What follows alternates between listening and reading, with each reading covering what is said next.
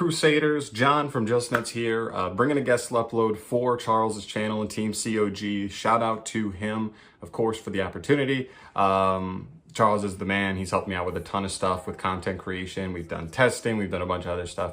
So thank you for having me on the channel. But as far as today, we are talking about Code Talkers. This has been my favorite deck to play over like the last 2 months. Kind of picked the deck up just to build it, and it kind of caught on with me, and I really enjoy the way it plays. And I also just love the fact that like nobody in the TCG respects this deck, and some people, very small group of people do that know about it, but so many people just say no Heat Soul, deck's not good without Heat Soul. I'm here to tell you that the deck is 100% good without Heat Soul. Heat Soul isn't even that important for like the combo aspect of what Code Talkers can do. So the deck has an insanely high ceiling. It can still play a control game. I will say without Heat Soul, the control aspect of the deck is good but not great, whereas Heat Soul makes it great. And that's mainly what he's there for. But the deck's still so underrated. So many people just tell me that without Heat Soul it's not good, and I'm here to tell you that's not the truth. So today we're going to go through a bunch of combos. I'm going to show you some mini combos that are really quick and simple. I'm going to show you some little more in-depth combos, the full combos, if you will, and we'll also talk about certain hands and how opening other specific cards will make those combos differ in other ways, right? So yeah, let's get into it. Oh, also, one more thing real quick before we actually get into the combos and stuff. I do have my own channel, obviously JustNutz. I'm sure Charles will put a link in the description or something.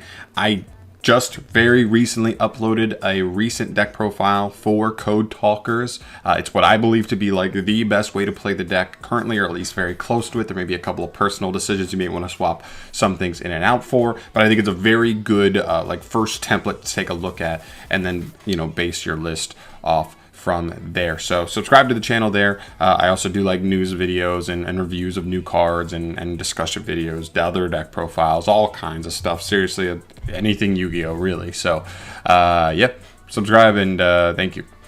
To the combos.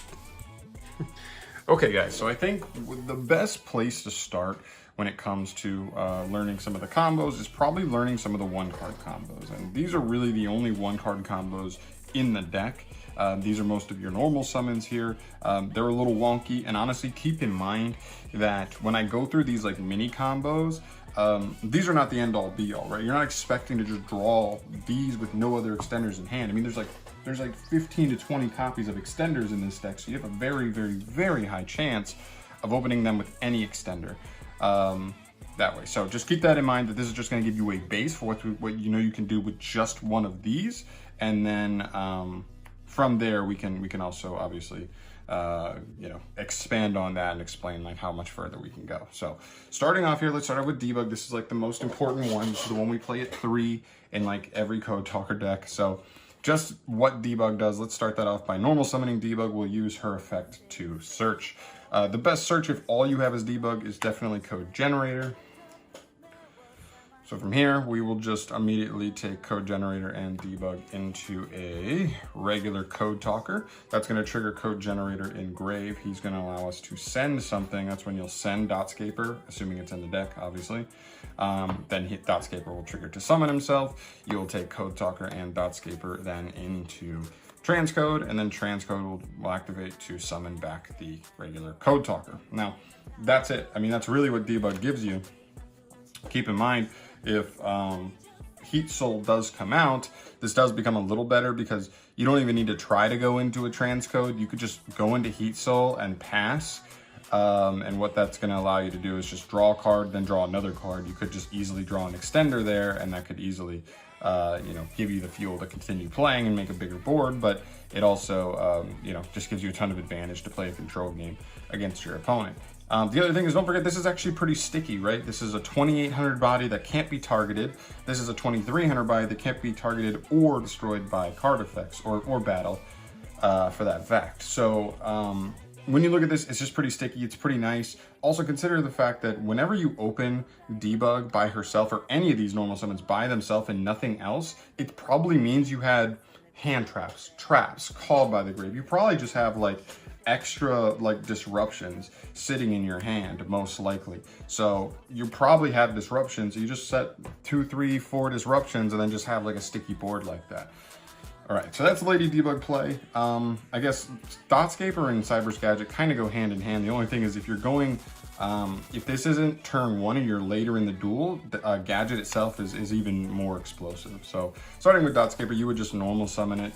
You'd link them off for Banelinks. You'd go Chainlink 1 Dotscaper, Chainlink 2 Banelinks. Banelinks will search you the Sanctuary, and then Dotscaper will summon himself back. From here, you just make a Splash Mage Reborn Dotscaper, Dotscaper and Splash Mage into Transcode, and then Transcode can then reborn Splash Mage. Not the craziest thing because you don't have a co-link here, which means Transcode's protection effects are not live, but at least you got to these materials. This is also just an access code. That's another thing I didn't say with debug was the stuff we landed on was just, you could just go into access code from there and, you know, attempt to clear a board depending on the state of the game you're currently in. But still, this is fine for what you're looking for, right? Like it's not insane, but it's not terrible. One more extender and you're looking at actually a pretty nice, like hard to out board there. So like that stuff. Cyber's Gadget is the same exact thing because you just like link off Gadget, you'll get a token, then you'll take it into Splash Mage. So I don't think we really need to show that. Just keep in mind, he can reborn something. So if there's anything level 2 or lower in Grave going into you activating him, obviously there's actually utility there. So like I side like Droll Lockbird. So like you could potentially like Droll your opponent going second and then normal Cyber's Gadget reborn the Droll and just like pop off from there, but still really strong. And then the last one here is Format Skipper. This one's actually kind of niche, kind of specific, but actually can come up in very specific hands. So obviously you normal summon the Format Skipper. We want to go into Banelinks here. And what's really cool about this is like, whereas Debug's like super weak to hand traps, like any hand trap can be like kind of tough on it. Skipper's chain blocking itself here. So we'll go like Chainlink 1 Skipper, Chainlink 2 Banelinks. So we'll go Sanctuary, and then Skipper will search us a Parallel Exceed. Now this is really cool because Parallel Exceed represents 2 bodies on the field. So this is where like playing double Banelinks becomes super clutch in certain instances. We were going to activate Sanctuary, and then we were going to perform a Reincarnation Link summon, summoning another Banelinks, which will then allow our Parallel Exceed to trigger. Obviously Parallel Exceed will summon another Parallel Exceed straight from the deck.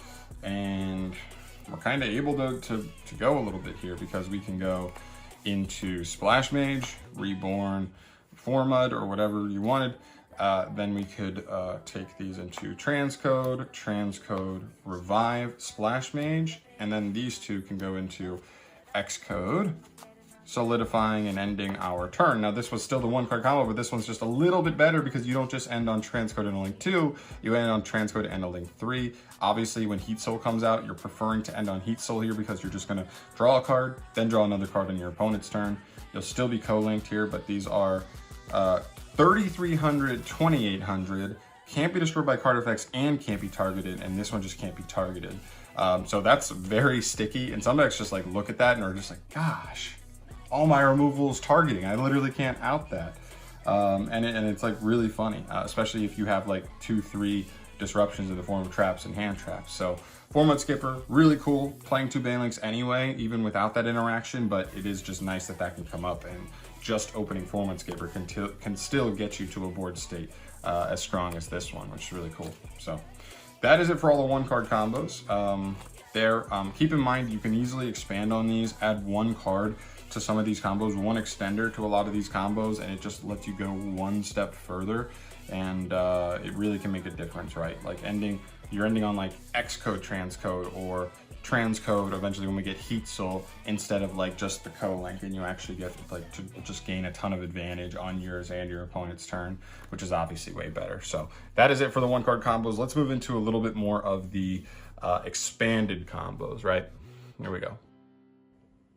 Okay, so the next part of the video is going to be, I'm going to start by showing you the like end-all be-all combo. Like this is the combo. It's a 2-card combo, Signet Codec plus Debug. Of course, this is searchable. Technically, this is searchable off Coder, but if you're searching this off Coder, it means you don't have full combo, but you can still get to something pretty nice. I don't usually find myself searching this, so I play it at 3 because I want to just hard open it because it allows you to just go +4. Like plain and simple, it's a +4. So, all right, let's do this. Starting off by activating Signet Codec, of course. Well, you don't have to activate it first. You might actually, I think if I'm playing smart, you want to normal summon debug first because you also might smoke screen the fact that your opponent might think you're playing Salamangrates instead of something with a higher ceiling like Code Talkers. So they might want to Ash debug. And if they Ash debug and you have an extender in hand, you probably still go full combo. And then you just punish them for it. So starting off by normal summoning debug, we'll use her effect to search. Because we have no extenders, we are grabbing Code Generator. I'll talk a little bit at the end about like what other cards you could open here to change your combo lines, but other than that, it's pretty straightforward. Then from here, we're going to activate Signet Codec. We will then link Debug and Generator into regular Code Talker. Now this is going to give us a couple chain links here, sorry. We're going to do Codec Chainlink 1, Generator Chainlink 2. Because we still have 3 other searches we want to get off of Codec, we want to chain block him. We want to force our opponent to like, oh, you better have, like, they can Ash this technically, but it's not that good here because we're searching an extender here anyway. And if they want to like Skullmeister this, totally fine. Again, we've got searches for extenders here anyway. So, but this one, if it got like ogred or something, like that's mainly it. And maybe it's super specific what I'm fearing there. But if they happen to have it, it does hurt you more than if they hit the generator. So from here, we're going to send with generator first. We're going to send Dotscaper, and then we will add Coder off of Signet Codec. Obviously, Dotscaper is going to trigger Engrave to summon itself to the field.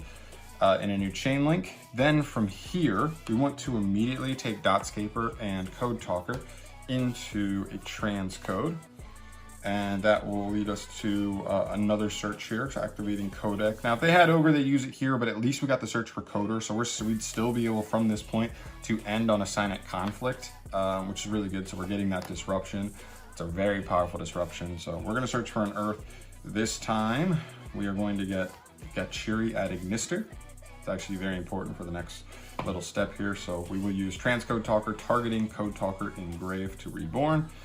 Then from here, I will use Microcoder and Code Talker to make us, it has to be a Code Talker. Keep in mind, if you're using the coders in hand, you have to make a Code Talker. We'll make Inverted this time. I know you're like, John, we're linking down now? What the hell? Don't worry, it's fine. So here we want to guarantee Coder resolve. So we'll do Coder Chainlink 1, Inverted Chainlink 2, and Codec Chainlink 3. And that's very important because one, we already guaranteed that we have a target for Inverted by searching at Ignister first. So this can trigger because it can't trigger if you don't already have a target in hand. That way, and then Codec's gonna search first. So Codec is gonna search us a light, which is going to be summonable here off of the Inverted. We'll grab Gadget, and then Gadget obviously will be summoned off of Inverted. Then Microcoder will search us our Trap Signet Conflict. So we're looking very, very good at this point. From here, we're gonna link off Gadget for our first Baylinks. We're gonna do Chainlink 1 Gadget, Chainlink 2 Baylinks. We're finally gonna get our Baylinks search here. There, and then Gadget will summon back a token. Where are my tokens at? All right, so here's our Gadget token. From here, we'll take the token and Baylinks because the token is, or this new monster we're summoning takes any 2 Cyberses, doesn't need effect monsters. We'll go into Splash Mage. We're gonna use Splash Mage here to revive probably Dotscaper. I guess like the one reason you might want to do Dotscaper here is because if we do get Nibiru'd at some point, my opponent really knows this deck and they want to hold Nibiru to the last possible second. Dotscaper at least has 2100 defense. You're gonna get plenty of attack from your links, but they have no defense. So if they just want to give you the token in defense mode, at least having Dotscaper on board would make it 2100 defense, which could at least provide you with a wall. So I guess that's correct, whatever. All right, so from here, what do we want to do? We want to take Dotscaper and Splash Mage, and we want to link into our last Code Talker monster, X-Code Talker. Nothing triggers Engrave, but we'll do Signet Codec to search a wind, and then we'll chain X-Code, probably targeting the zone under your opponent's main monster or your extra monster zone. So you want this guy above this zone. Only because there's like certain matchups, like I think of like Crusadia. Sorry, Charles, I know this is your channel, but there are random matchups where like that zone specifically is pretty tough because like the one card Crusadia wants to resolve is like Magius, and if you lock down that zone, they literally cannot summon to a Magius zone the entire turn, and I don't know how they like kill you. Like, yes, you still have a zone off of transcode for them to summon their monsters to, but like still, that won't be there at the end of the combo also. So they literally won't have a zone to like extend with their monsters with off of the link one. So yeah, there's just weird interactions like that. But yep, we're gonna search after we lock our opponent's zone down. We're gonna get Parallel Exceed. From here, we'll use Gachiri in hand, targeting the Code Talker inverted because we're gonna link him off anyway. So we'll negate him, summon this. Then from here, we will link these two into Tri-Gate Wizard. Yes, this does end on a Tri-Gate triple co-link. We're gonna do, yeah, just a Gachiri in hand, and then, or I'm sorry, we're gonna do Exceed Chainlink 1, Gachiri at Ignister Chainlink 2.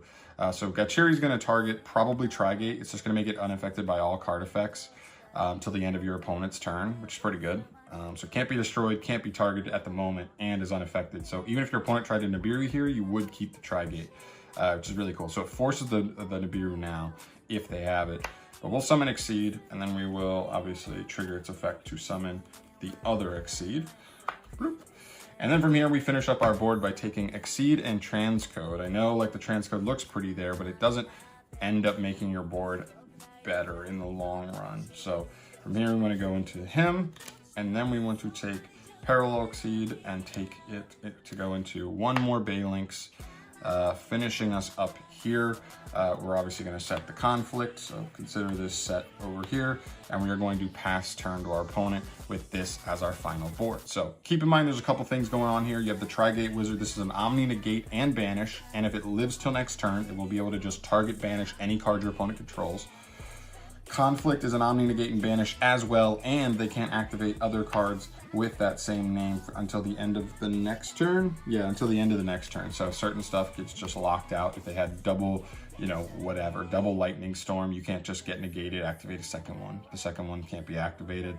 And we have the Firewall Bounce here. So very strong. You have a ton of damage as well. Like we just already have OTK on board, so if our opponent doesn't do anything, they lose. We also still have Signet Codex still on the field, which means if we just make Transcode again next turn, that's a search. If we make Access Code next turn, that's a search. So we definitely have more follow-up, even more. And we have the Sanctuary in hand. That's discard fodder. Like keep in mind this is a 2-card combo, so if we open Dynamiscus or whatever else, I mean, you could even say Signet Mining, which if we did get hand trapped somewhere, you could Signet Mining, discard this for free, and then get to search an extender that allowed us to play through a hand trap. So you have a ton, right? You bounce, Omni, Negate, and Banish, Omni, Negate, and Banish. Keep in mind also, your opponent can't even just walk over Balinks in the battle phase because we have another Balinks engraved, so we could protect it from one destruction and bounce another monster if they had another monster to try and walk over just to get rid of like the Tri-Gate co-link. So that's very strong. That is your base like full combo for Code Talkers, and a lot of things change from here. So backtracking a little bit, at the beginning of the combo where you start with debug and you search Code Generator, if you already opened Code Generator, it means you do the same thing, but you also get to Ibly lock your opponent. So it just means like instead of searching Code Generator, you would just search Ibly there, and then you do everything else fully the same.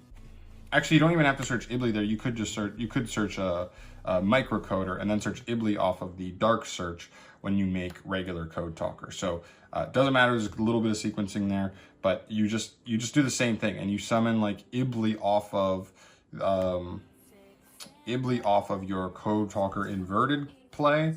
When he activates his effect, you would summon her instead because you'd have an extra extender as is, and you still Ibly lock your opponent while everything else still goes up. Same thing with Microcoder.